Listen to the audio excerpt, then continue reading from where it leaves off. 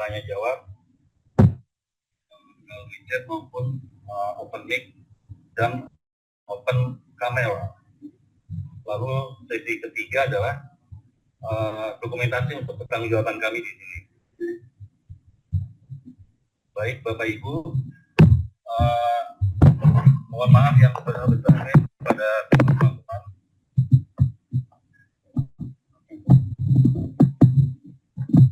Karena langsung kita Bapak Dian Herdianto tidak bisa menghadiri dalam Zoom meeting pagi ini karena mendampingi Bapak Direktur untuk rapat. Nah,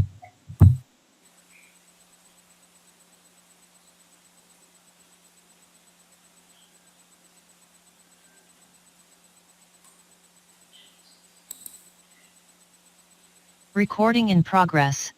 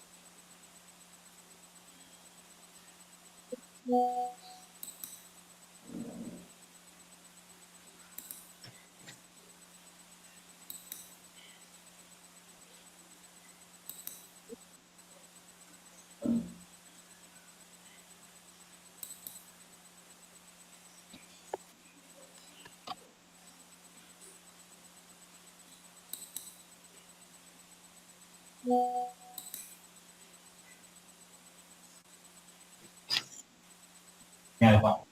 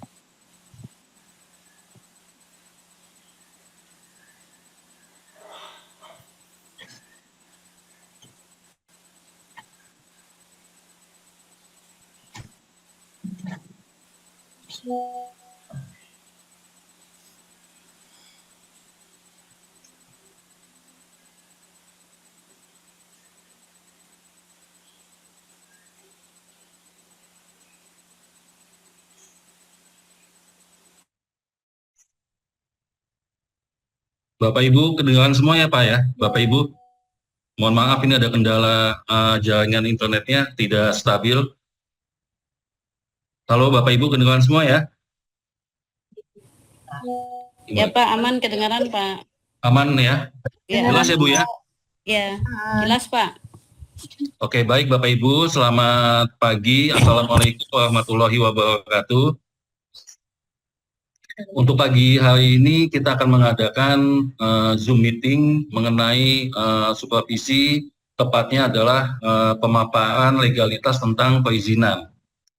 Dan kami juga mohon maaf karena narsum kita Bapak Dian Herdianto tidak bisa menghadiri karena mendampingi Bapak Joyko kita untuk rapat di Gatsu 51. Untuk kali ini saya, Pak Egy, akan didampingi oleh Bu Rahmawati sebagai koor perizinan dan akreditasi lembaga. Bisa kita langsung ya pemaparannya ya, Bapak Ibu? Bisa ya? Bisa, Iya, Pak. Kak. Bisa. Bisa, Pak. Bisa, Pak.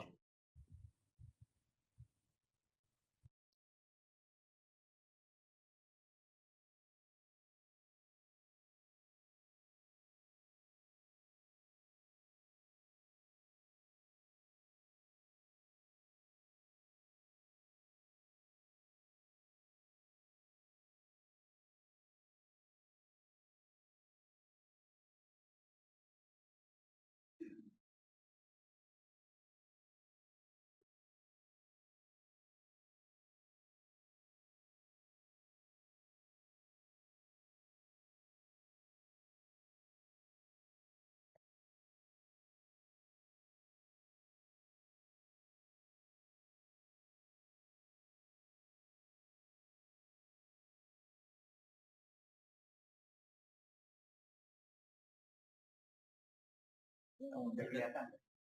Enggak. Enggak. Di sini nggak kelihatan. Bapak Ibu sudah tampil ya untuk materinya? Belum. Oh belum, Mas Mikdad. Belum, Pak. Belum. Oke, Materinya ditunggu. belum muncul. Iya, ditunggu ya Bapak Ibu ya. Ya, baik, Bapak. Belum. Belum, Mas Mikdad.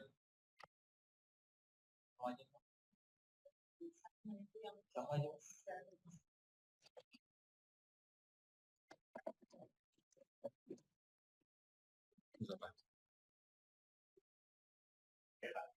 Udah ya? Sini kelihatan. Beda ya?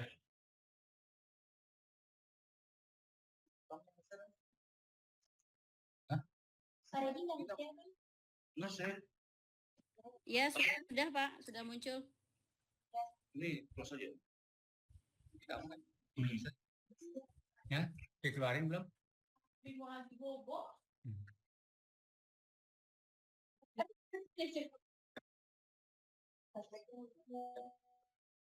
Yang Indo. Ini baik Bapak Ibu, nanti untuk menggantikan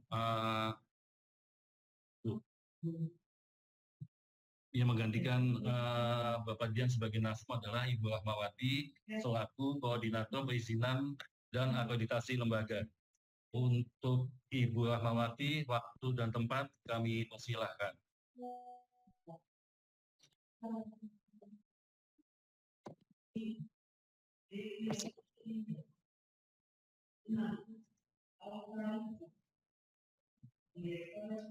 Kamu stop dulu.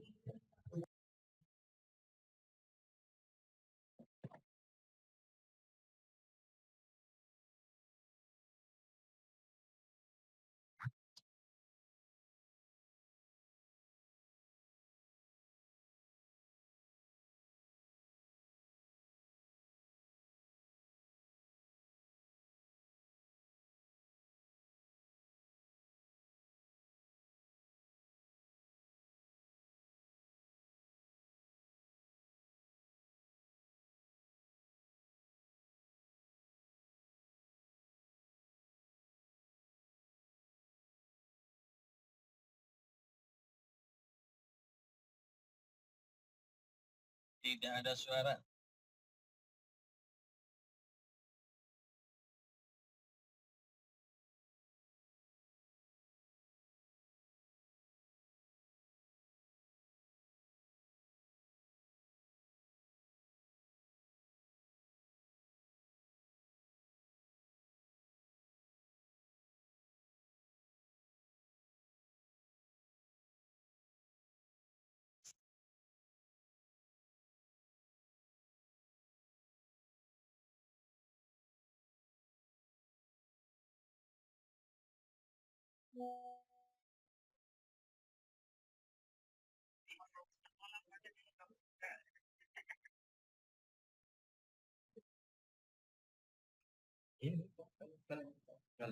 Baik Bapak Ibu, ini mohon maaf, ada kendala di jaringan internet sehingga Ibu Rahmawati tidak bisa melakukan pemaparan ya untuk sementara waktu. Mungkin akan saya isi dulu untuk sementara waktu ya. Jadi kita hari ini akan memaparkan bagaimana legalitas perizinan berusaha berbasis risiko untuk LPK. Oke, next.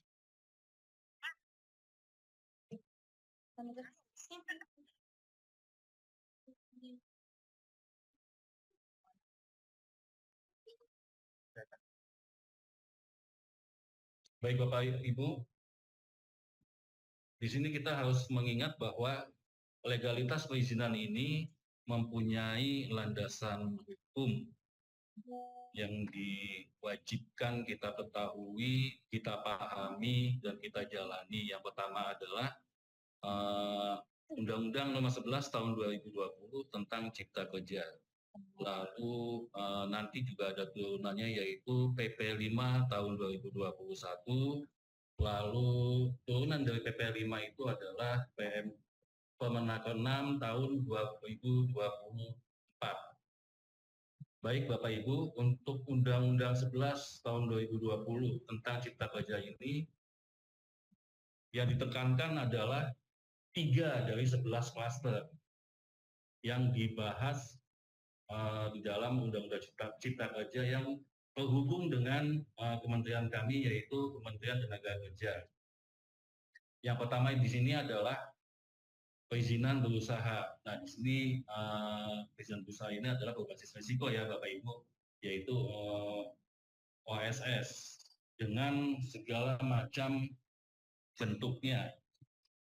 Dan juga tidak lupa di perizinan berusaha ini juga membahas mengenai KBLI yang menentukan aktivitas dari teman-teman lembaga semua, aktivitas pelatihan terutamanya.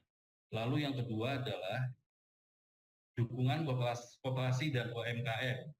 Ini tidak termasuk di dalam kementerian kami. Lalu untuk ketiganya adalah kemudahan berusaha. Itu ya Bapak Ibu ya.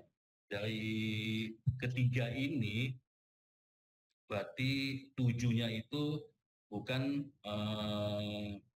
menekankan di kementerian kami, tapi kalau Bapak Ibu untuk mengetahui dan memperdalam ilmunya bisa membaca materi kami nanti dilepas dari Zoom meeting ini.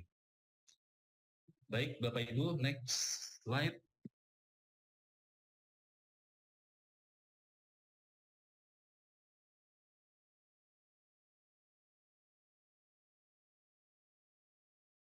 Nah, di sini adalah peraturan turunan dari Undang-Undang Cipta Kerja yang tadi saya katakan.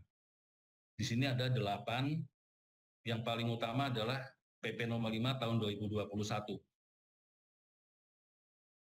yang mengenai turunan dari Undang-Undang Cipta Kerja Nomor 11 Tahun 2020. Lalu yang Ibu Bapak pahami di sini mengenai nanti kita akan bahas dasar dari OSS, yaitu adalah di poin 5 mengenai PP 16 2021 tentang bangunan gedung menjadi persyaratan dasar untuk Bapak Ibu isi di dalam aplikasi OSS. Lalu adalah PP 21 tahun 2021 tentang penyelenggaraan penataan ruang. Lalu yang ketiga adalah poin 7 PP nomor 22 tahun 2021 tentang penyelenggaraan perlindungan dan pengelolaan lingkungan hidup. Mungkin untuk secara teknisnya bagaimana bisa mengisi di websitenya OSS atau aplikasi OSS untuk mendapatkan sertifikat standar dengan status telah terverifikasi, bisa mengkonsultasikannya ke Disnakos setempat atau Dinas PTSP ya Bapak Ibu ya.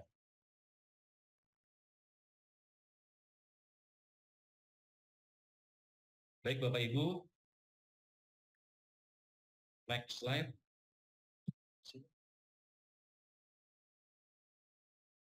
Di sini yang saya sebutkan tadi sudah saya jelaskan bahwa PP nomor 5 tahun 2021 adalah tentang penyelenggaraan OSS ya, turunan dari Undang-Undang Cipta Kerja nomor 11 tahun 2021. Nah, di dalam PP nomor 5 tahun 2021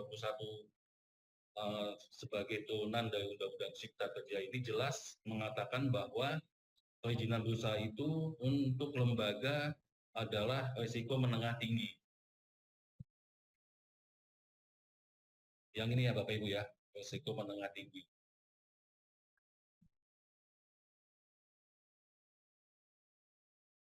Lalu yang menjadi penekanan di dalam OSS, nggak cuma penekanan saja, mungkin ini juga satu di antara ribuan kendala ya, yaitu persyaratan dasar perizinan berusaha nih. Kendalanya mungkin kebanyakan ada di sini ya Bapak Ibu ya. Yang pertama itu adalah persetujuan lingkungan, PL-nya, lalu PBG-nya dan pemanfaatan ruang gitu ya Bapak Ibu ya.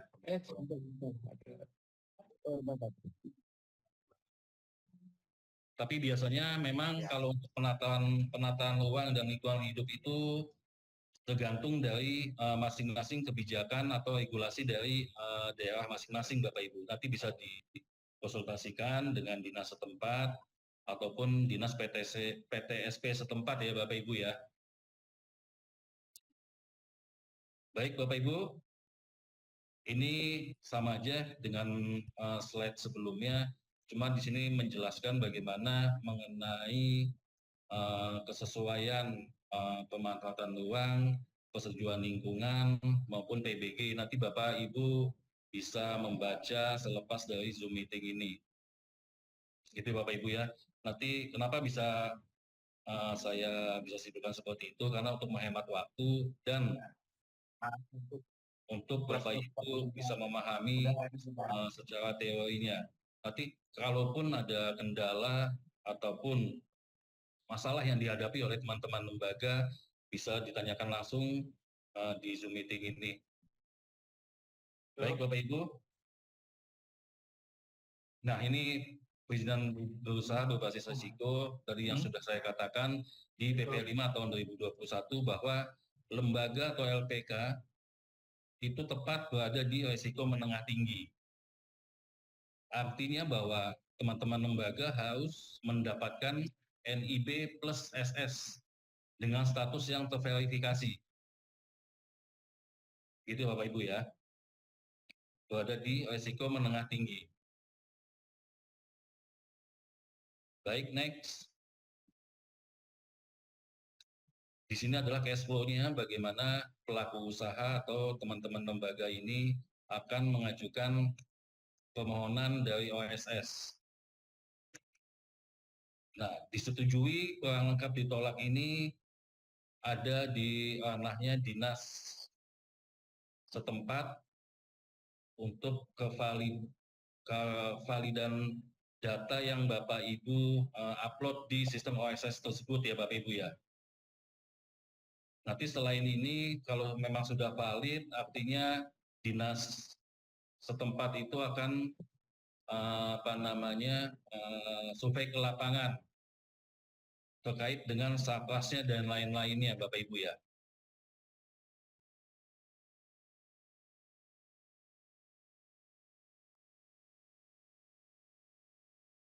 Baik Bapak Ibu, nah ini adalah sesuai dengan nomor 6 tahun 2024 dijelaskan bahwa kita mempunyai 8 KBLI yang di bawah kementerian kita ya. Bukan lagi nanti kebanyakan teman-teman lembaga ini membuatnya itu 854. Sebelum adanya 784 memang 854 kita gabung dengan Diknas, KBLI-nya Diknas, tapi kita sekarang sudah memisahkan diri, jadi kita mempunyai KBLI tersendiri ya, yaitu 78421 tentang teknik swasta, 78422 tentang TIK, 78423 tentang industri kreatif swasta, 78424 tentang pariwisata dan perhotelan swasta, dan selanjutnya. Untuk 78428 itu tidak ada ya Bapak Ibu ya.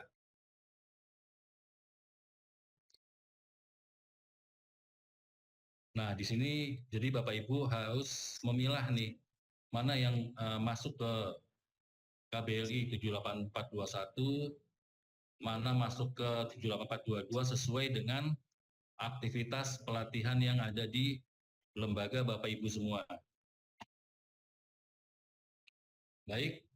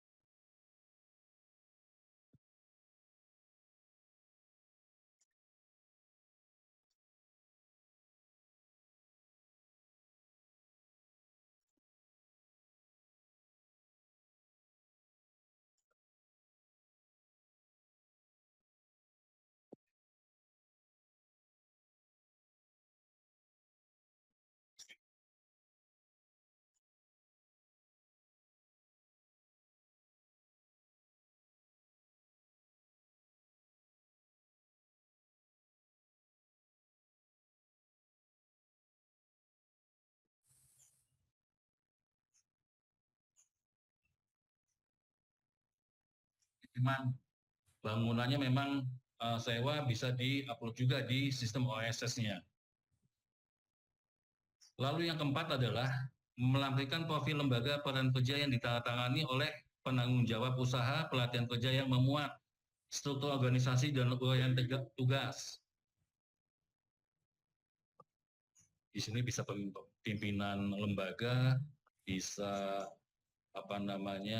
bendaharanya, stafnya nanti bisa diuraikan di dalam struktur organisasinya. Lalu daftar riwayat hidup instruktur juga harus bersertifikat kompetensi dan tenaga pelatihan. Jadi semua instruktur yang ada di lembaga Bapak Ibu sudah harus bersertifikat, baik kompetensi maupun teknis. Gitu ya Bapak Ibu ya. Lalu untuk ketiga adalah program kerja usaha pelatihan kerja dan rencana pembiayaan selama 3 tahun. Ini juga harus dilampirkan juga kalau memang cash flow dari lembaganya itu pastikan ada ya Bapak Ibu ya cash flow-nya untuk perencanaan dan realisasi anggaran di LPK-nya masing-masing bisa di-upload juga. Lalu yang keempat adalah program pelatihan kerja berbasis kompetensi yang akan diselenggarakan. Nah ini biasanya itu mengacu kepada PP 8 tahun 2014 mengenai PBK. Jadi hanya 2 bulan yang diajarkan, lalu siswanya juga bisa minimal itu 16 ya, atau 20 disesuaikan dengan maksimal kapasitas ruang kelas atau workshop dari lembaga Bapak Ibu semua. Lalu kapasitas pelatihan per tahun. Kapasitas pelatihan per tahun ini yang sudah direalisasikan bisa di-upload juga. Bisa di-upload di dalam OSS. Sesuai dengan realisasi pelatihan yang sudah dijalankan oleh teman-teman lembaga semua. Lalu menampilkan juga daftar sarana dan prasarana pelatihan sesuai dengan program pelatihan yang akan diselenggarakan. Daftarnya di situ nanti ada workshop, kelas.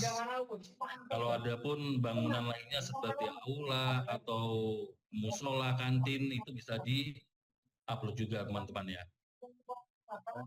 Baik, next slide.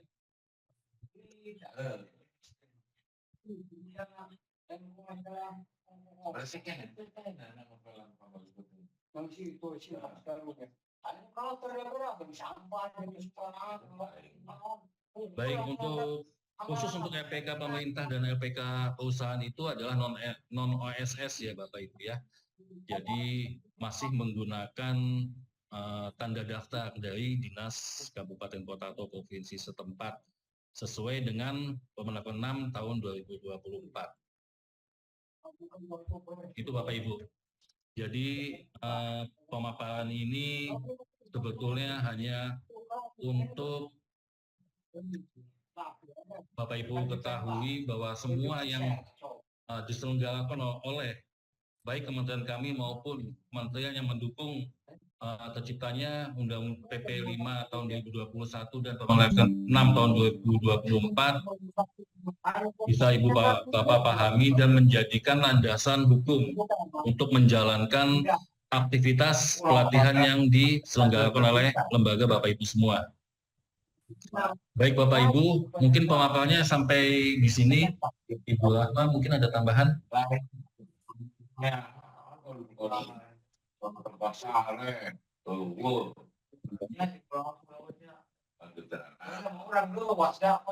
Baik, terima kasih Pak Regi. Ini ada suara yang bocor ya dari Bapak Ibu.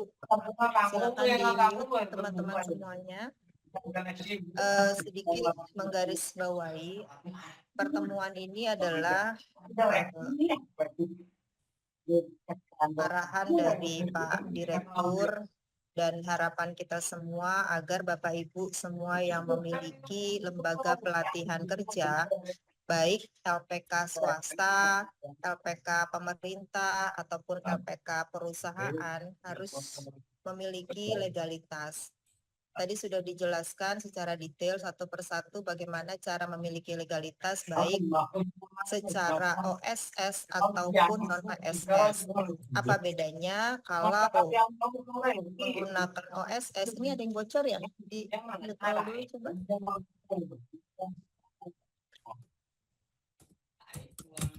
Di belakang ada kamar. Ada bantal. Di dulu. Mau setengah jam aja. Mas. Di ujung tah. Bukannya ujung. Yang ini. Oke. Baik Bapak Ibu sekalian. Artinya semua lembaga pelatihan kerja itu harus memiliki legalitas baik yang profit atau non-profit.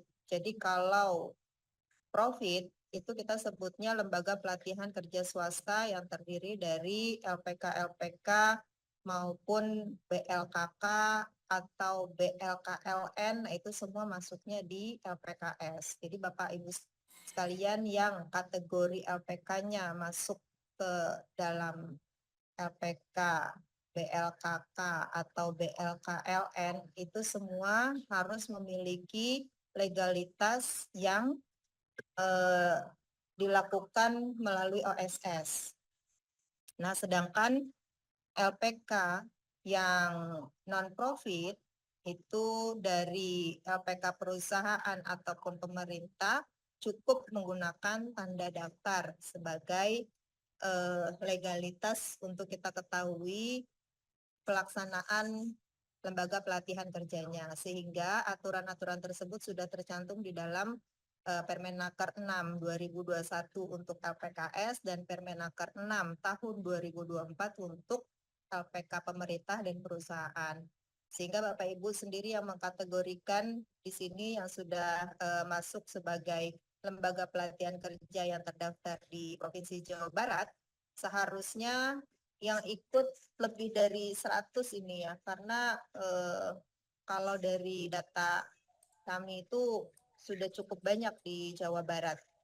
Nah, namun karena ini dalam rangka sosialisasi, harapan kami dari Dinas Provinsi, Dinas Kabupaten Kota itu mensosialisasikan secara terus-menerus bagi lembaga pelatihan kerja yang belum memiliki legalitas izin baik OSS maupun non-ESS. Nah, nanti secara detail apabila ada yang belum dipahami bisa kita buka diskusi atau tanya jawab sehingga ketika Bapak Ibu sudah memiliki legalitas, Bapak Ibu bisa mengajukan kelembagaannya melalui kami ya dari Ketenagakerjaan dari Direktorat Kelembagaan sehingga nanti Bapak Ibu memiliki PIN dan bisa terpublish di kelembagaan.kemnaker.go.id sehingga yang Bapak Ibu lakukan dalam proses pelaksanaan pelatihan di tempat Bapak Ibu sekalian kami terlaporkan karena dalam Permenakernya setiap 6 bulan sekali Bapak Ibu harus lapor. Dan ini adalah salah satu prasyarat untuk Bapak Ibu mendapatkan bantuan-bantuan maupun kerjasama-kerjasama karena ke depan selain Bapak Ibu harus memiliki izin legalitas yang sudah diverifikasi, Bapak Ibu juga harus ditindaklanjuti untuk meningkatkan kualitas mutu lembaganya melalui proses akreditasi. Jadi ini adalah salah satu tahapan dalam rangka pembinaan kelembagaan yang ada di provinsi di tempat Bapak Ibu sekalian agar kualitas mutunya terjamin pertama harus memiliki izin. Nah, jadi Bapak Ibu sekalian harapannya yang memang belum memiliki izin, belum punya legalitas itu bisa kita diskusi untuk lebih lanjutnya bagaimana caranya, teknisnya, mekanisme dan lain-lain bisa nanti berkoordinasi ke dinas provinsi maupun dinas kabupaten kota. Untuk itu silakan Bapak Ibu yang ingin berdiskusi bisa sharing di sini kami semua tim lengkap ya baik dari perizinan maupun dari akreditasi sehingga yang bisa ditanyakan mungkin Bapak Ibu yang sudah punya izin bisa mau proses akreditasi juga boleh silakan. Mohon maaf itu di Snaker Pangandaran mic-nya matikan. Ini Bapak Ibu bocor ya suaranya jadi semuanya masuk. Silakan kita buka sesi diskusi saja untuk lebih detailnya ada yang ingin dipertanyakan boleh.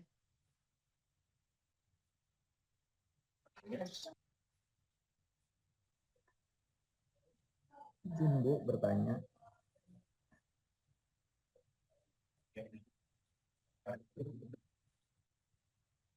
Izin bertanya Bu. Baik, silakan Pak. Dari mana perkenalkan diri? Ya Bu, perkenalkan nama saya Ihsan Bu dari LPKS Sekar Indonesia di Kabupaten Sukabumi Bu.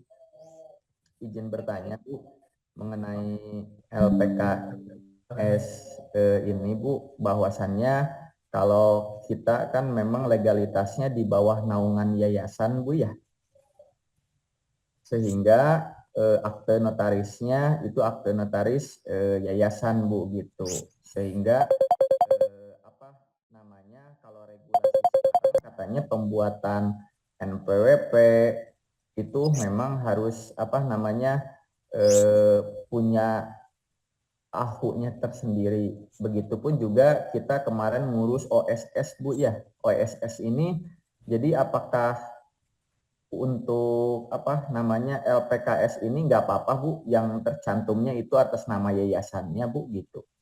Jadi OSS yang terdaftarnya itu atas nama yayasan bukan LPKS-nya Bu. Itu. Kemudian pertanyaan yang kedua Bu, kemarin kita ketika sudah mengajukan OSS sertifikat standar atas nama yayasan bukan LPKS-nya, itu kami kemarin terkendala dalam segi verifikasi Bu gitu. Di bagian usahanya gitu. Kita sudah melengkapi dokumennya baik itu soft file maupun hard copy-nya ke DPMPTSP tapi memang masih kesulitan gitu. Belum bisa apa namanya belum bisa keluar gitu terverifikasinya gitu. Itu saja mungkin Bu dua pertanyaan itu. Terima kasih Bu. Waalaikumsalam, izin bertanya Bu.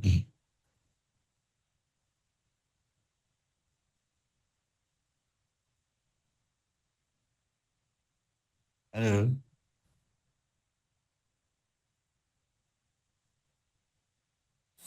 Ada yang bertanya, Ibu? Ini langsung aja atau satu persatu? Apa sih? Ini satu persatu aja, Bu. Langsung aja dulu, satu persatu aja Bu, biar jelas.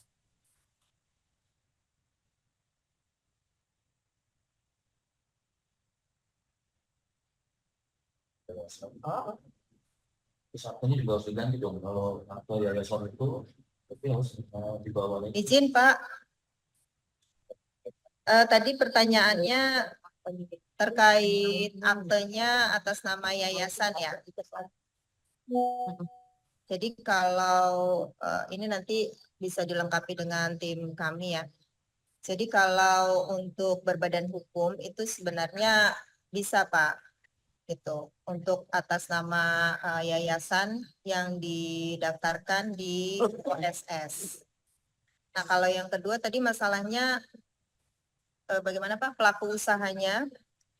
Ya, yang keduanya itu Bu, ketika sudah keluar sertifikat standarnya dan juga NIB-nya, kita itu ada tuntutan untuk kegiatan KBLI jenis usahanya harus terverifikasi Bu gitu.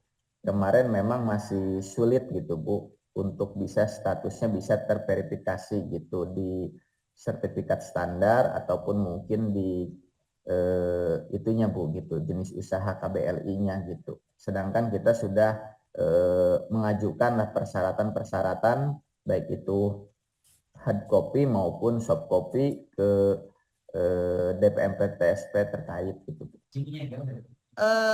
Maaf Bapak, untuk sertifikatnya itu sudah keluar, sertifikat standarnya?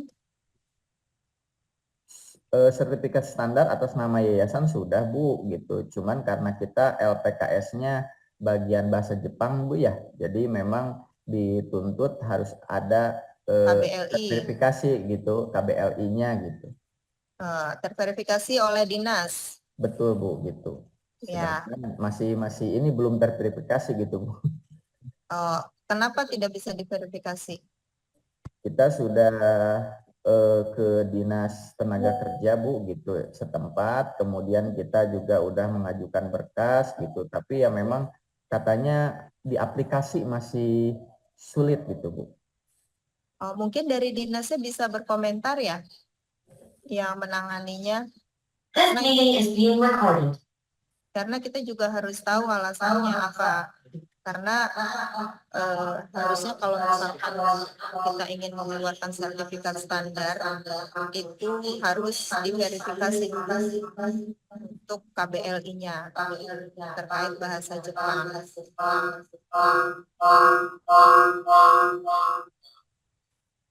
Dari dinas mana Pak? Dari Sukabumi. Sukabumi.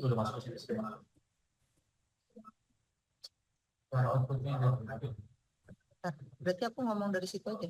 Intinya ini ya Bu, berarti bisa upload ulang di online ya Bu ya?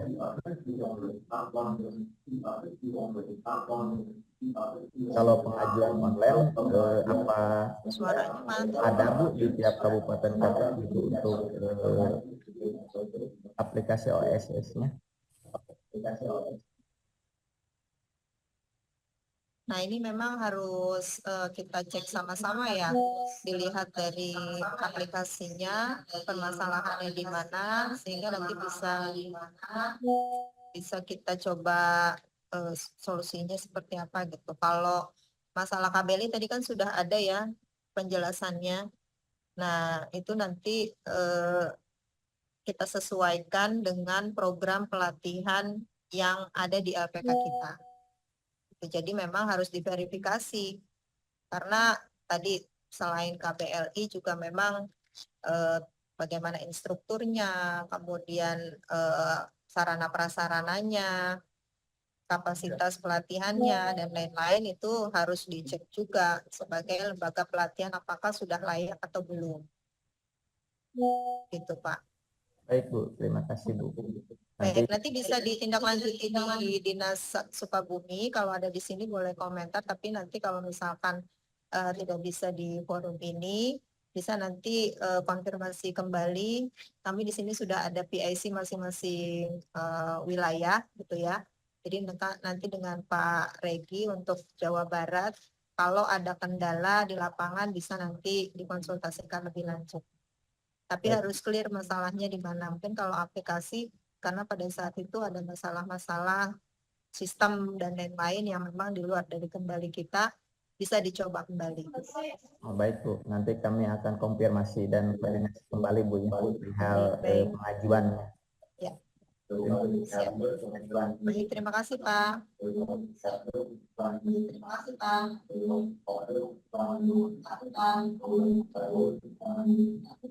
Baik, Bapak Ibu. Yang bertanya lagi. Bertanya Pak. Ya, silakan Pak.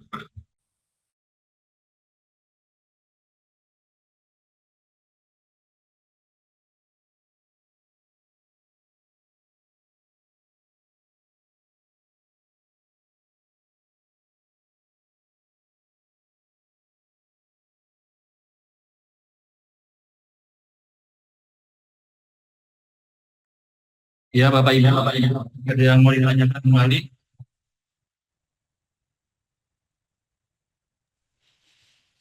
Halo, iya Pak. Ya Pak, gimana Pak? Silakan Pak, gimana? Silakan Pak.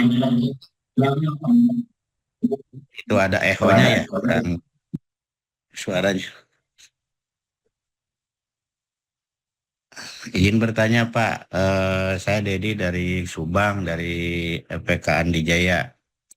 Untuk legalitas, kemarin kita sudah selesai dengan Dinas Tenaga Kerja Subang, gitu Pak. Cuma pas kita mau masuk ke link Lemsar ya gitu ya, diklik di untuk melihat bahwa kita sudah terdaftar atau belum gitu. Itu tidak masuk kemarin Pak. Itu terus koordinasi sama ibu siapa lupa lagi itu ada di di chatnya gitu, di Kemnaker itu. Nah, sudah menjawab, jadi suruh dilengkapi, kita sudah gitu. Tapi pas kita lihat di data itu sudah ada Pak gitu. Cuma masuk ke Lemsar itu belum muncul gitu Pak. Untuk nama lembaga kita itu. Gitu. Nah, terus untuk keduanya, pertanyaannya, untuk ini kan sudah habis Pak, untuk akreditasi. Untuk akreditasinya udah habis. Nah, untuk linknya gitu, mendaftarnya online atau manual gitu, kayak dulu gitu Pak. Makasih. Waalaikumsalam.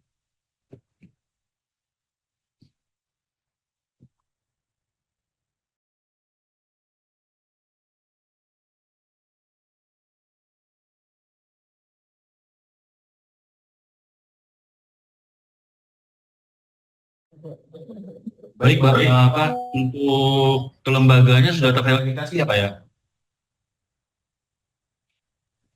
Ya sudah Pak. Pas saya buka barusan juga muncul gitu Pak. Cuma kalau untuk Yang lihat tidak muncul apanya Pak? di apa namanya itu Lemsar ya kalau untuk masuk apa ya? Jadi gini Pak, halo, Iya Pak, siap. untuk Bapak LPK Subang tadi ya, pertanyaannya itu mungkin tentang kelembagaan ya Pak ya? Ya, tentang kelembagaan Pak. Kan udah ngupload Halo, yang Pak? baru nih perizinannya ya. Halo. Dengan perizinan yang baru Pak. Sudah Perizinan yang OSS baru. belum Pak ya? Udah. Bisa. Kalau bisa minta dicek Bapak, gitu Pak. halo? Ya. Ya Pak. Ya Pak, untuk OSS-nya sudah ada Pak ya? Sudah. Kalau bisa minta dicek Pak. Kalau dicek saat ini kan kita belum bisa nih Pak, nanti setelah Zoom meeting mungkin bisa saya cek nih Pak. Jadi gini Ya. Pak, mungkin Bapak yang diakreditasi itu yang sudah diakreditasi tahun berapa ya Pak ya? Udah lama kayaknya Pak. Ya. Ini berapa Pak? Oke Pak, Bapak tahu PIN-nya Pak? Ya, Nama PIN-nya tahu Pak? nomor PIN-nya 233 133. 21301.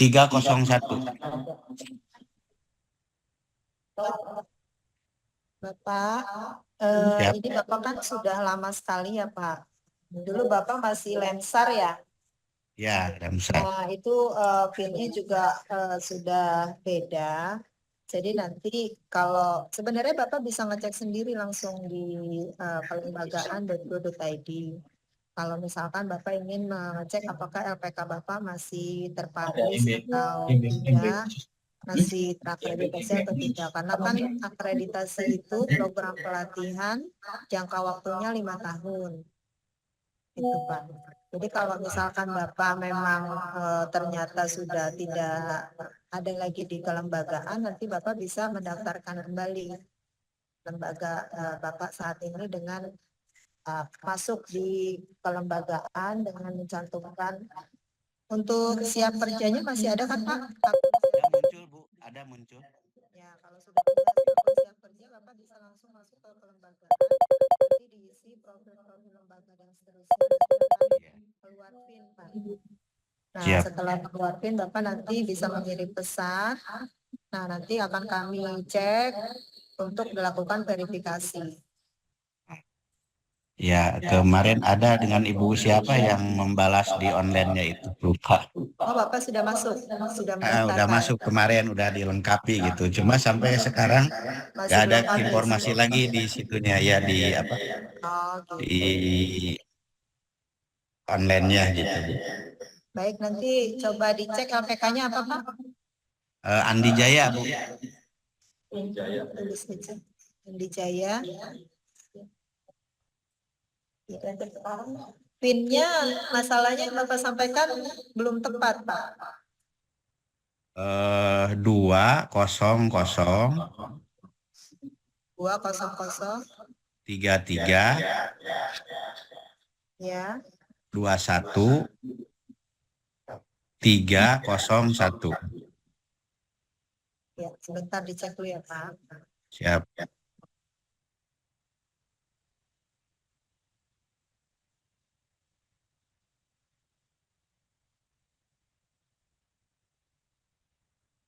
Mungkin sambil dicek pertanyaan yang lain dulu ya.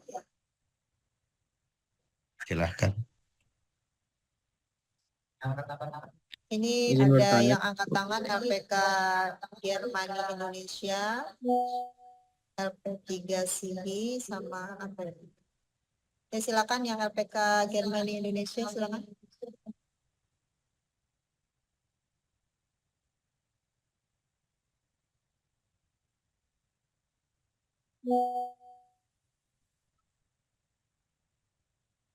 Silakan yang angkat tangan boleh untuk mempersingkat waktu, ini kita sudah jam 11 ya. Halo Bu, Ya, dari mana? Dari mana? kan saya Taufik dari LPK Dadaha Bu. Ya, silakan Pak. Izin bertanya Bu perihal tadi pemaparan terkait perizinan lembaga melalui OSS. Itu sebetulnya kami sangat terkendala di SLF dan PBG Bu.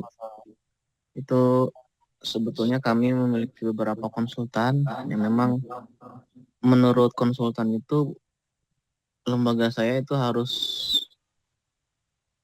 mengeluarkan lumayan anggaran biaya gede Bu, besar Bu.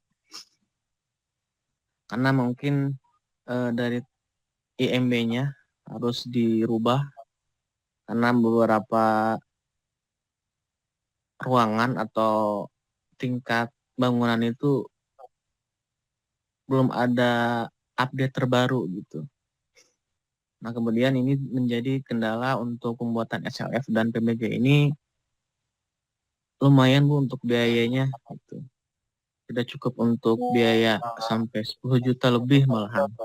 Nah ini mungkin jadi terkendala bagi lembaga saya pribadi untuk membenarkan atau menyelesaikan persyaratan untuk perizinan ini untuk mengeluarkan sertifikat standar. Nah, apakah memang pertanyaannya apakah memang biaya SLF dan PBG ini mahal, Bu, atau memang seperti apa? Itu mungkin yang dipertanyakan. Terima kasih.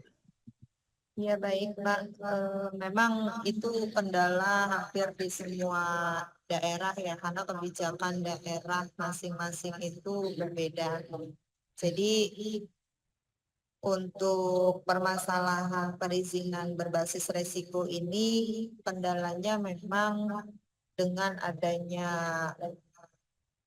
kebijakan di masing-masing sektor.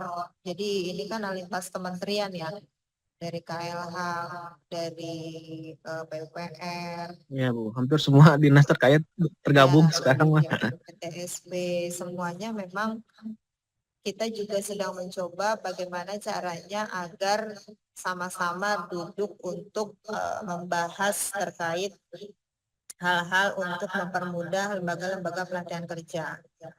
Memang kalau ditarik permasalahannya sebenarnya ada pada kenapa lembaga pelatihan kerja ini masuk menjadi resiko menengah tinggi. Sehingga prasyarat dalam OSS harus ada NIB dan sertifikat standar yang terverifikasi. Nah, ini sudah dikunci di PP 5 sehingga kita memang agak sulit untuk menurunkan di Permenaker supaya memberikan kemudahan dari LPK-LPK yang terkendala dalam tata ruang ataupun di PBG-nya, ya, terutama itu. Jadi kami tidak bisa lebih memberikan intervensi, masalahnya ini adalah kebijakan di masing-masing daerah. Ada daerah yang memang dari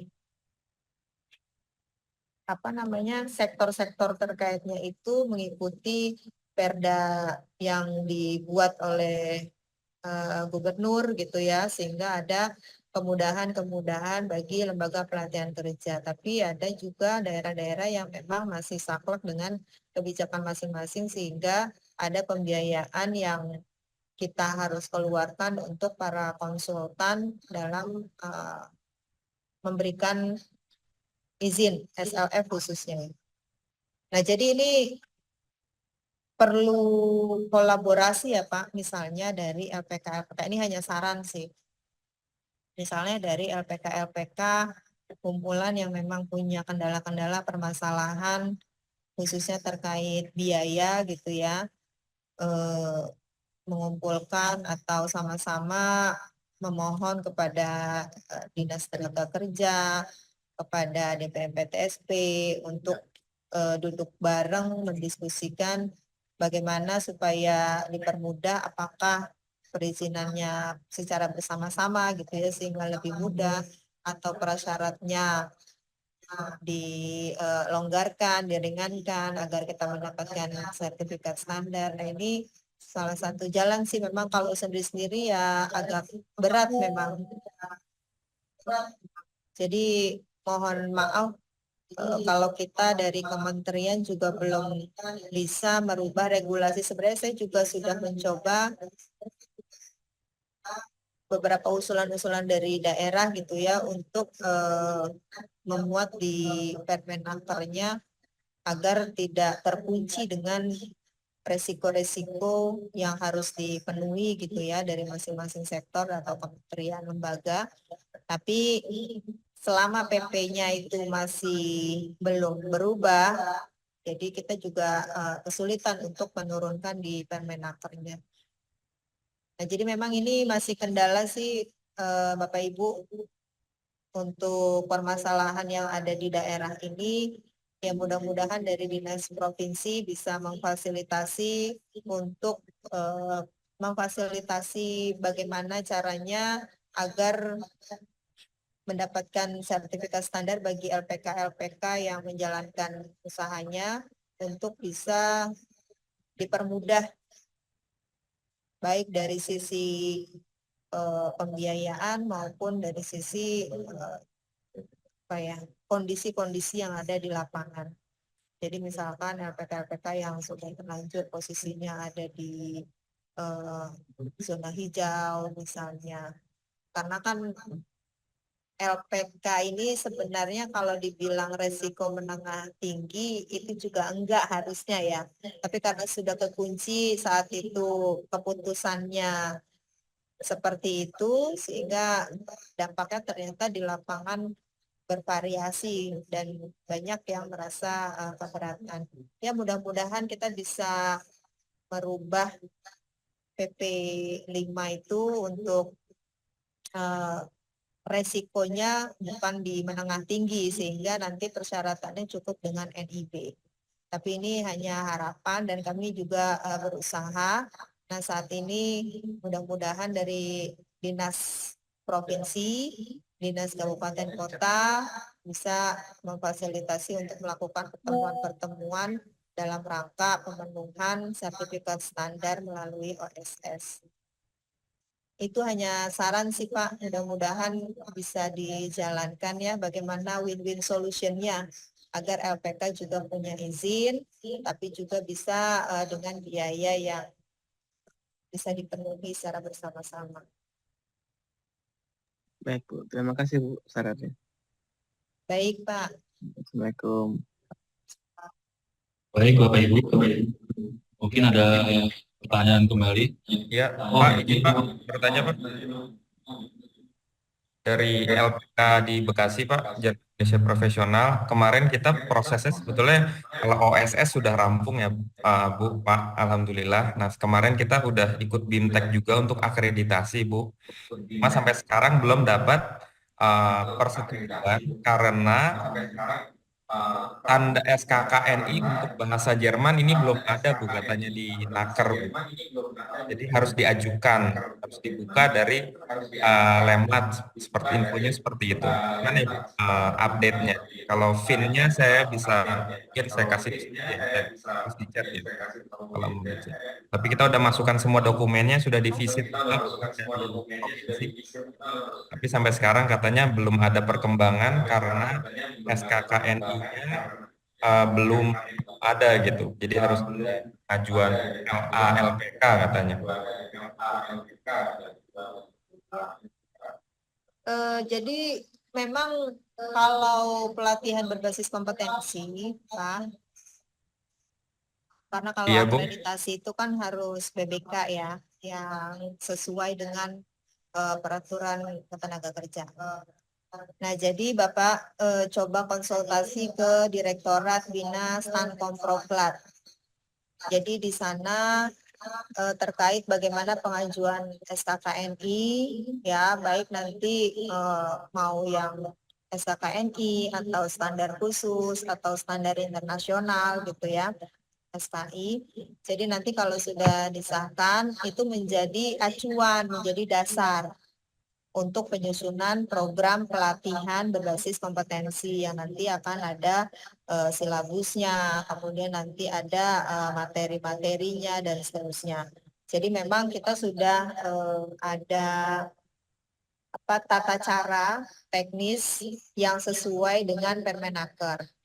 Jadi Bapak bisa konsultasi dulu melalui Direktorat Stankom, nanti akan diarahkan seperti apa. Nah nanti kalau sudah keluar SKKNI-nya, Proklat dan seterusnya secara teknis, nanti bisa untuk memenuhi dokumen-dokumen profil di LPK Bapak, bisa mendaftar ke kelembagaan, kemudian terpublish dan nanti bisa lanjut akreditasi.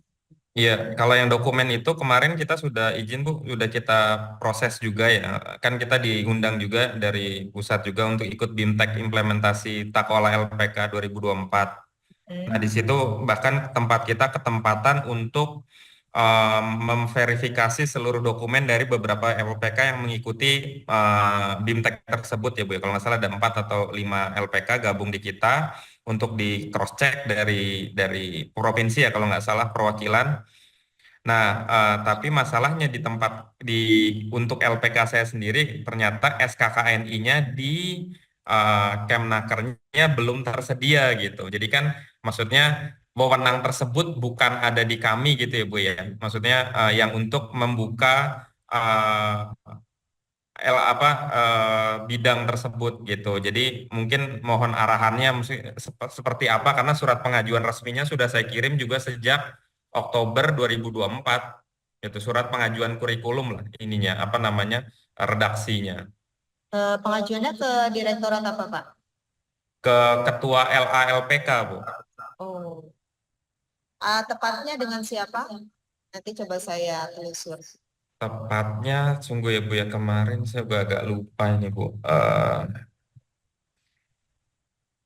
Karena kalau untuk SKKNI, Iya. program, kurum itu ke Direktorat Stankom. Oh oke. Boleh aku Nanti nanti follow up Bapak saya Japri Bu. kasih nomor ya, Heeh. di info untuk tim yang penyusunan program ya.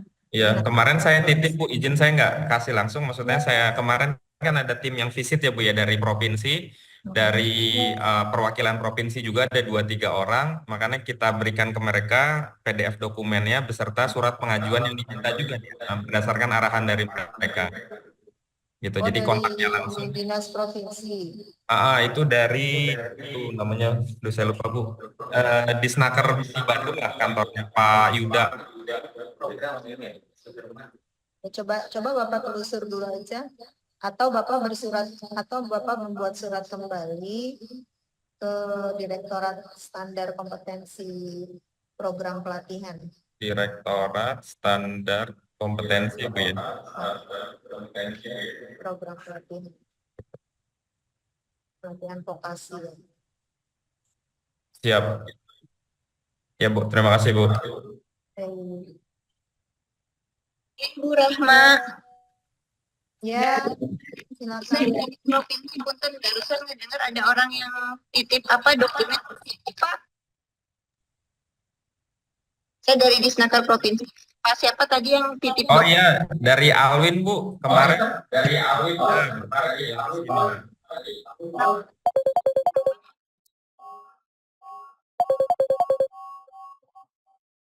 Halo Pak. Iya Bu, silakan Bu. Pak. Ya. Titipnya kapan? Kapan titipnya?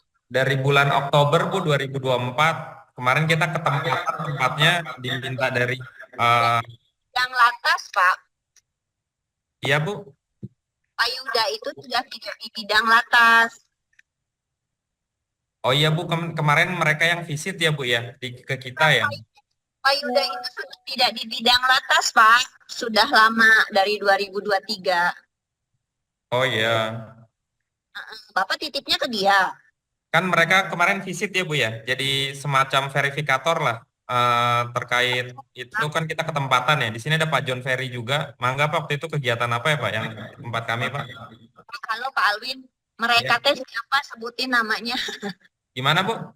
Mereka teh sahawae sebatkeun namina. Iya, yang pertama Pak Yuda saya ingat, yang kedua Pak Cep Yudi. Saya cari surat resminya ya Bu ya, sebentar ya Bu ya, dari Bu. Pak Yuda itu sudah lama tidak di bidang latas, jadi dia tidak mungkin visit di 2024 gitu. Iya, sebentar ya Bu ya. Bu Lis, mungkin ini nanti suratnya bisa dari Bekasi Japri aja ya Bapak Ibu, karena masih ada yang lain yang bertanya. Iya. Terbatas. Ini kan kita tinggal mentelusur aja, kasusnya sudah dipahami ya, bahwa nanti suratnya dengan Direktorat Stankom. Nah nanti kalau misalkan sudah jadi SKKNI program levelnya baru bisa mengajukan ke kami untuk mengajukan akreditasi. Siap. Okay. Jadi jatuhnya di Stankom ya Bu ya, bukan di kami kan ya? Wewenang itu Bu ya. Betul. Siap. Terima kasih Bu. Ya sama-sama. Silakan Bapak Ibu yang lain.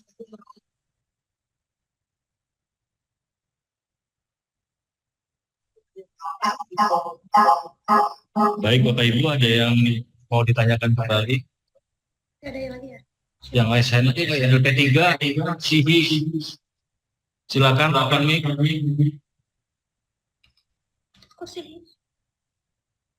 atau dari GTBH.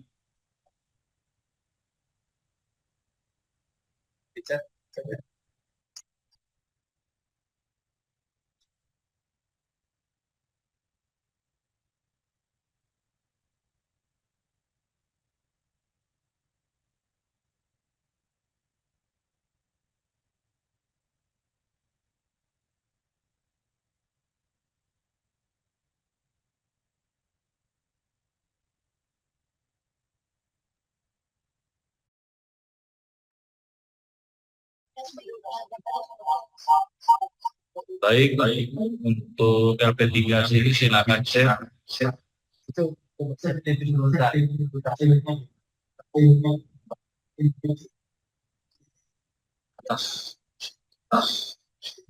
Baik, ini ada pertanyaan dari LP3 sini. Pertanyaan ada pertanyaan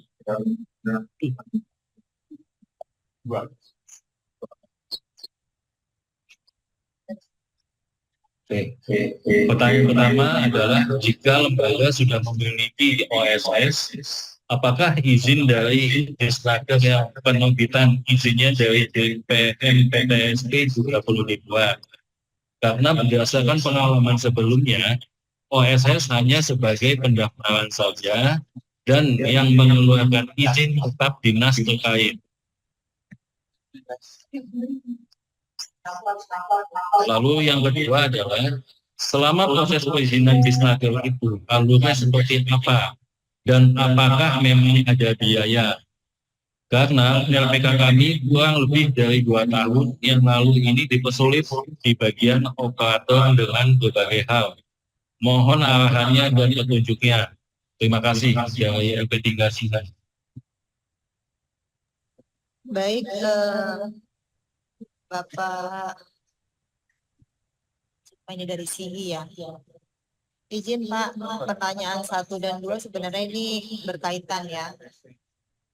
Jadi alur dalam proses perizinan OSS, kalau tadi Bapak sampaikan sudah keluar sertifikat OSS-nya, itu mungkin yang belum terverifikasi.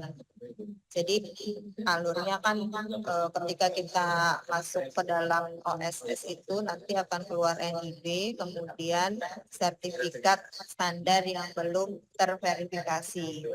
Nah, untuk diverifikasi adalah Bapak nanti menindaklanjuti ke Disnaker. Yang diverifikasi adalah terkait profil LPK. Jadi yang sudah dijelaskan tadi bagaimana SKKNI, program pelatihan, kurikulum, kemudian instrukturnya sudah punya sertifikat atau belum, kemudian kapasitas pelatihannya sampai ke sarana prasarana peralatan gitu ya. Itu memang harus dicek di Disnaker sebagai pembina lembaga pelatihan kerja. Karena harus dipastikan LPK Bapak Ibu sekalian benar-benar layak menjalankan kegiatan program pelatihan.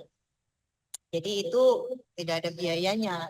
Memang itu menjadi tugas Dinas Tenaga Kerja untuk melakukan verifikasi bagi lembaga pelatihan kerja yang ada di wilayah kerjanya, baik di provinsi maupun di kabupaten kota. Nah, kalau sudah diverifikasi, nanti dari dinas akan menyampaikan ke DPP TSP untuk mengecek kembali hasil verifikasinya, sehingga nanti keluar sertifikat standar yang sudah terverifikasi. Kenapa harus terverifikasi? Balik lagi karena LPK masuk dalam resiko menengah tinggi. Jadi prasyarat pengeluaran izinnya harus sertifikat standar yang terverifikasi. Itu Pak. Ada yang belum terjawab? Izin bertanya Bu. Ya silakan Pak. Saya dari LPK Bintang Terang. Ini Saya lanjutannya atau bukan Pak? Ya? Bukan yang CV tadi ya? Bukan Yang CV dari sudah Ciamis. clear. Saya ikut akreditasi Bu. Sampai sekarang masih di pleno LALPK. ternyata katanya di OSS sertifikat standar belum Terverifikasi. verifikasi. Pas saya lihat ini ada keterangannya menunggu verifikasi OPD. Ya, berarti Bapak belum ke Dinas Tenaga Kerja. Saya tes sudah, Bu. Dinasnya belum pengecekan ke lapangan. Karena kan untuk verifikasi itu kan harus melihat kondisi di LPK-nya. Gitu. Jadi Bapak langsung aja coba konfirmasi ke dinasnya kenapa. Mungkin di sini ada dinas terkait di tempat Bapak, sehingga nanti segera dicek lapangan untuk diverifikasi. Oh, ya. Ya, atur nuhun Ibu. Mungkin itu aja, soalnya sampai sekarang ini masih belum keluar sertifikat akreditasinya. Betul, Pak. Segera aja, Pak. Karena saya kalau udah di pleno udah masuk ke daftar list di LA. Jadi kalau tidak ditindaklanjuti nanti sertifikatnya juga tidak akan keluar. Sertifikat akreditasi. Ya, terima kasih Bu. Atur nuhun. Assalamualaikum. Untuk yang mungkin tadi sudah dicek LPKA. Oh, ya. Baik, Bapak. Ada pertanyaan lagi? Mungkin dari chat.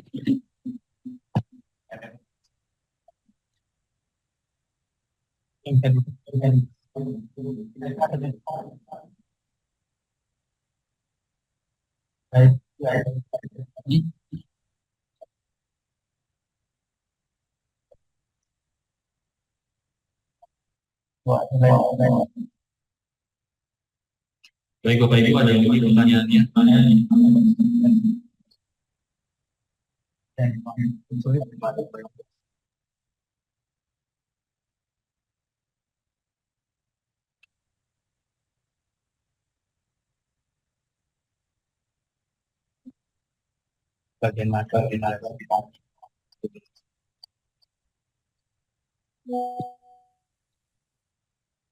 Baik Ibu, kita ada masukan ya teman-teman UCPI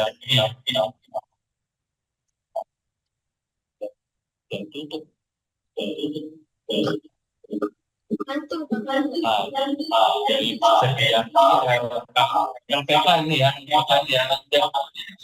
dinas menginginkan LPK-nya sebagai ASN, tapi verifikasi ini dari karena LPK bukan bisa OSS. Maksudnya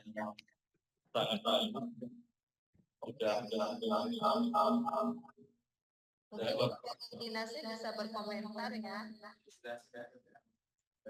Sebenarnya kalau dari LPK sendiri sudah memenuhi persyaratan secara teknis, ya tadi sudah dijelaskan berkali-kali, itu dinas bisa langsung memverifikasi ke lapangan untuk mengecek.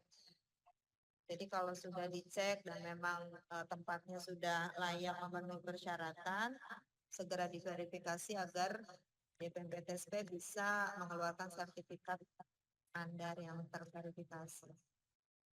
Nah ini kondisinya kenapa kami juga tidak tahu, tapi nanti pada saat pertemuan dengan dinas-dinas kami juga akan sampaikan kembali bagaimana proses perizinan ini agar dipermudah bagi LPK yang benar-benar untuk sudah mengurus izinnya gitu.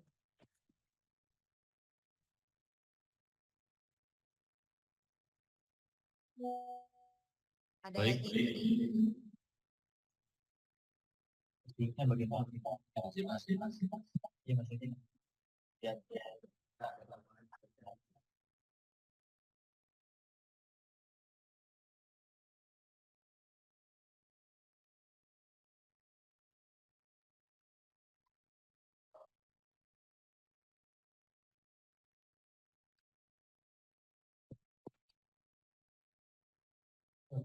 Bagaimana?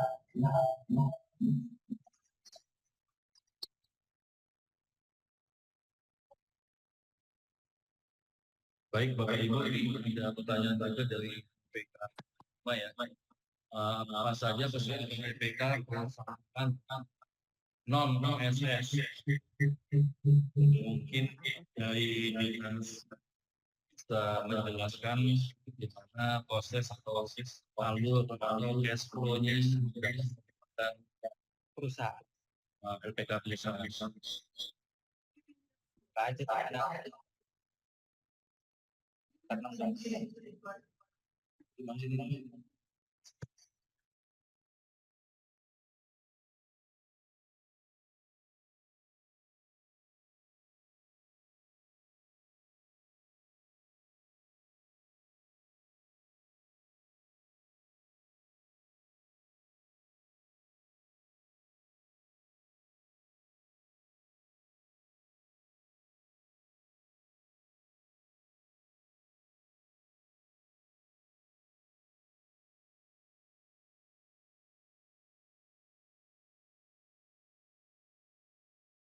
Apa namanya ini untuk apa namanya secara teknisnya mungkin bisa Bapak Ibu ketahui yang dibaca di 6 tahun 2024 ya.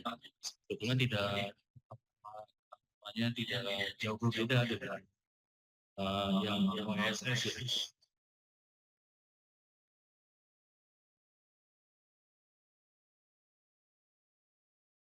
Gitu ya Bapak Ibu. Intinya Bapak Ibu, kalau untuk OSS dan non OSS, tadi kan sudah disampaikan ya, kalau OSS itu untuk LPKS, yang mengeluarkan izinnya adalah DPMPTSP melalui verifikasi dari Dinas Tenaga Kerja. Ya, jadi sertifikat standar yang keluar itu yang sudah terverifikasi. Nah, untuk LPK pemerintah dan LPK perusahaan non OSS itu cukup tanda daftar saja. Jadi verifikasi teknisnya itu sama, poin-poinnya terkait kelayakan lembaga pelatihan kerja melaksanakan pelatihan, ya, yang harus memenuhi persyaratan-persyaratan yang ada. Nah, yang mengeluarkan tanda daftar adalah Dinas Tenaga Kerja. Jadi tidak perlu mendaftar melalui OSS. Itu Bapak Ibu sekalian.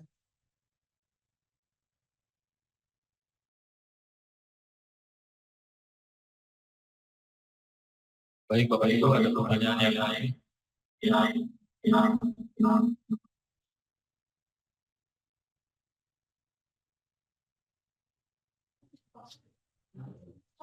Kalau tidak ada, Ada lagi Pak, satu Pak boleh? Ya, Mbak Tiza, gimana Dinas Provinsi? Apakah cukup ya untuk sesi hari ini? Balikin. Cukup Pak.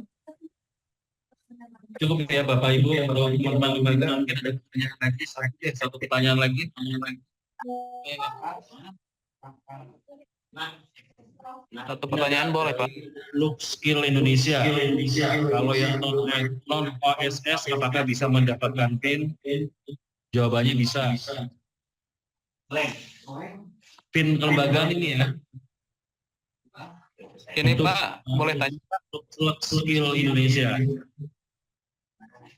Jadi teman-teman lembaga itu yang belum mendapatkan izin operasional lembaganya bisa langsung mendapatkan nomor PIN dari kelembagaan. Tapi dengan catatan harus mengisi semua menu-menu yang ada di akun kelembagaan tersebut ya. Oke, baik, ada pertanyaan lagi? Ini Pak, mau tanya dari Sukabumi Pak ya. Halo Pak. Ini Pak untuk LPK perusahaan itu ya. Maksudnya gimana ya Pak? Apakah misalkan harus di bawah PT, CP atau bagaimana? Mohon dijelaskan seperti itu.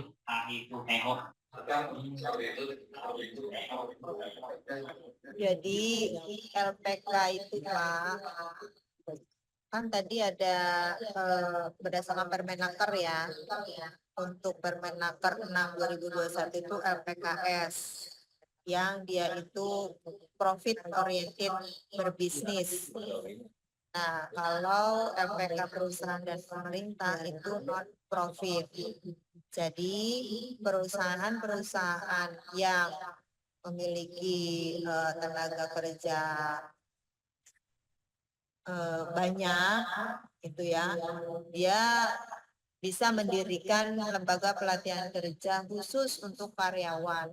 Jadi tidak ada bisnis dalam rangka peningkatan kompetensi, peningkatan skill, upskilling gitu ya, untuk tenaga kerjanya. Kalau dia membuka pelatihan untuk di luar dari tenaga kerjanya dengan adanya pembiayaan, maka LPK-nya harus didaftarkan menjadi LPK swasta, harus berubah menjadi LPK swasta. Gitu.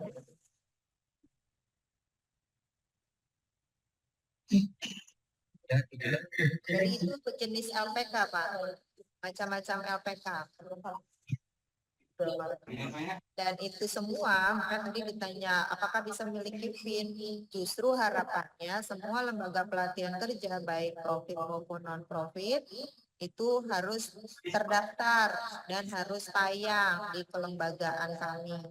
Jadi kami dari Kemnaker sebagai pembina, Disnaker, provinsi maupun kabupaten mengetahui LPK-LPK yang ada di Indonesia. Karena mereka dalam pelaksanaan pelatihan tersebut harus melaporkan melalui lembaga. Itu Pak. Iya Bu, paham ya. Jadi mungkin ranah Gimana Pak? Iya Bu, karena ada beberapa juga LPK itu di bawah PT ya gitu. Tetapi memang melatih di luar gitu dan ada nominal gitu. Itu masuknya PKS Pak. Terdaftarnya harus PKS. Ya siap Ibu. Terima kasih Ibu.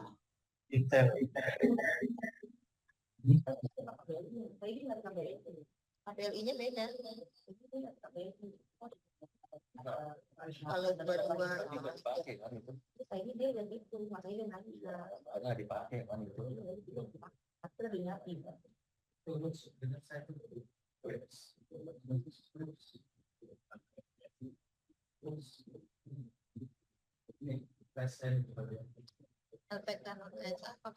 Baik, untuk seluruh Indonesia, bisa langsung ditanyakan. Oke Pak, terima kasih atas waktunya. Izin bertanya, kalau yang perusahaan kan bisa ya down OSS itu juga udah dapat PIN. Ya kalau udah dapat PIN itu apakah bisa mengajukan program bantuan yang global skill itu Pak, atau yang lainnya mungkin? Terima kasih. Mohon dijawab. Dari mana global skill?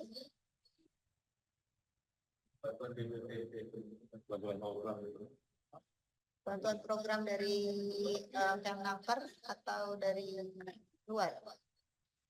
Dari Kemnakernya Bu. Oh. Ya itu koordinasi dengan penyelenggara. Jadi kalau kami ada banprok ya yang diberikan di UPTP atau saat ini disebutnya dengan Balai Besar Pelatihan Vokasi dan Produktivitas atau Balai Pelatihan Vokasi dan Produktivitas. Nah itu ada persyaratan-persyaratan untuk penerima banprok. Ya salah satunya kalau sudah memiliki PIN, kalau untuk LPKS dia itu sudah terakreditasi.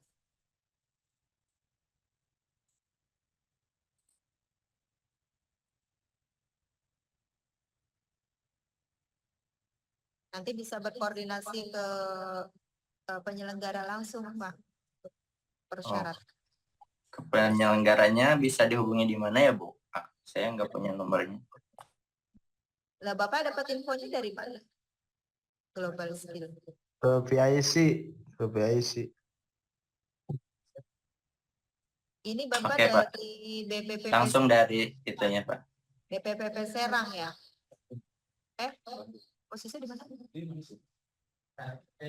Bandung. Bapak lokasinya di mana? Ke Lembang, Bu. BPPP Lembang. Bandung. Ya. Bandung itu Lembang Bandung Barat ya? Cipalu, bukan Bandung Barat. Ya. Bapak langsung aja ke sana Pak, Bandung Barat. Kami juga kurang kenal dimensi penyelenggaranya saya.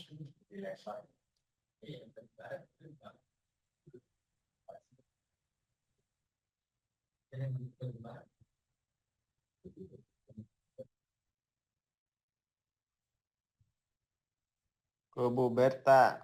Bandung Barat ke Lembang Bu Berta.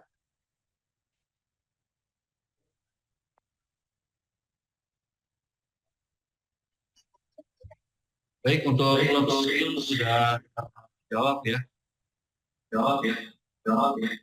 Jadi Ya, nanti Pak, ya, terima kasih. kita datang ke BPPP Bandung untuk menanyakan bantuan program yang sudah ada.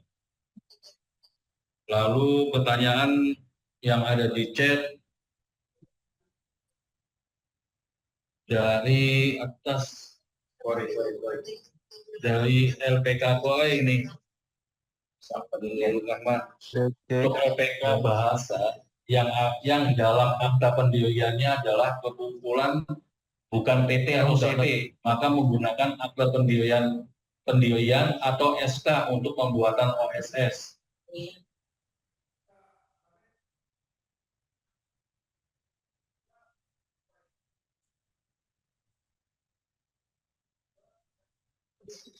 Baik, untuk jawabannya adalah menggunakan akta pendirian ya untuk LPK Koi tadi. Akta pendirian ya.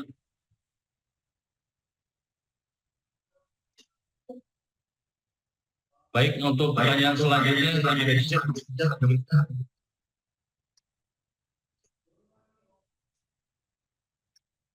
Tadi saya lihat ini untuk PT Sani Karya Nugraha ya. Lintas lagi Mas. LPK non OSS, apakah di NIB harus ada KBLI lembaga pelatihannya?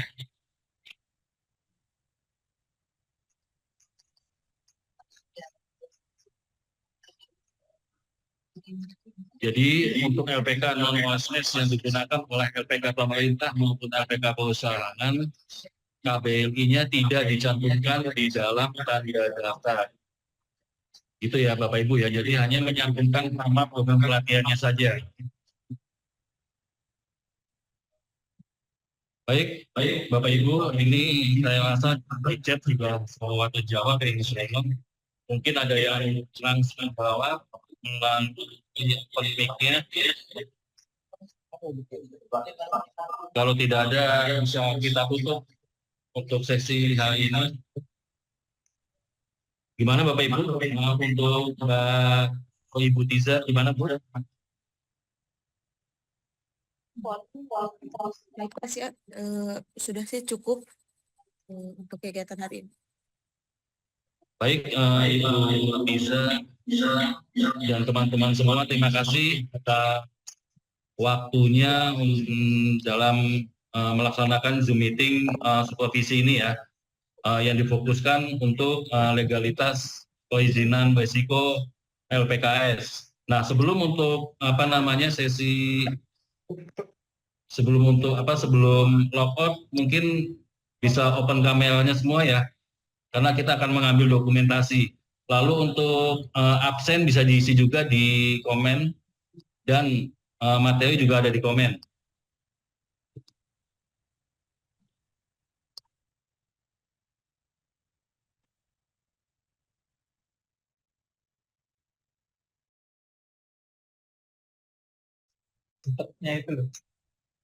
Baik Bapak Ibu, mohon untuk open kamera ya. Kita akan mengambil dokumentasi. Yang belum membuka kameranya, setelah untuk dibuka.